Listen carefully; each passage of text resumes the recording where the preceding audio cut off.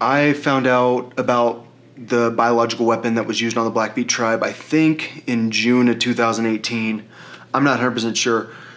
What I know is that I graduated, I think, in 2018, and then I went on a trip that summer, and I went to Glacier National Park, and I wanted to meet the Blackfeet because when I was a little kid, when I was a Crusader, that was my elementary school. We were the Crusaders.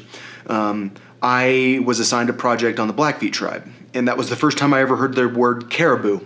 And I guess they used to cut out the eyes of caribou and wrap it around their belts to help them have great vision when they were hunting, because hunting was everything for them, and if they couldn't hunt, they wouldn't be able to survive. They wouldn't be able to eat. So I was in Glacier National Park, and that was, I guess, June 2018, and I wanted to go try some Blackfeet food. And so I met this woman, and I was like, hey, where can I go eat Blackfeet food? And she told me to go to the casino. And when I was there, I met this guy who was the son of the person that keeps the history of the Blackfeet tribe. I think his dad's name was Curly or something like that. And so he was basically the chief of the tribe. And he told me the story about the warriors that would kill anyone that went into their territory. And I guess they killed the wrong people because we released a biological weapon and killed only the warriors and no one else. Clearly, that was not COVID-19. I think there are a lot of different biological weapons that my people are in possession of. But it sure killed a lot of people, and every single warrior in their tribe died. After that happened, I came back to San Antonio, and I told everyone, I was like, hey, we do have a biological weapon, and you guys need to stop messing with us. Because what had happened, I'm pretty sure in the spring semester, is the Austin bombings, because I remember which class I was in when I met the Austin bomber. And let's face it, the Austin bomber's not the only person that has murdered my people, that shouldn't have murdered my people, and he wasn't the only person that's harassed my people. So after, I guess in 2019, I moved here, at the end of 2018, I moved to Colorado, and I feel like my people had it planned because they knew that once I got to Colorado, I was going to experience harassment on a different level. I was going to experience people like this guy who handed me a loaded pistol without telling me it was loaded, and after I found out it was loaded, I cleared out the gun, and then he shot a cap gun. I was going to experience people like this person who said he was from Quantico. He didn't say he was FBI. He just said he was from Quantico, and then he faked like he's drawing a gun on me.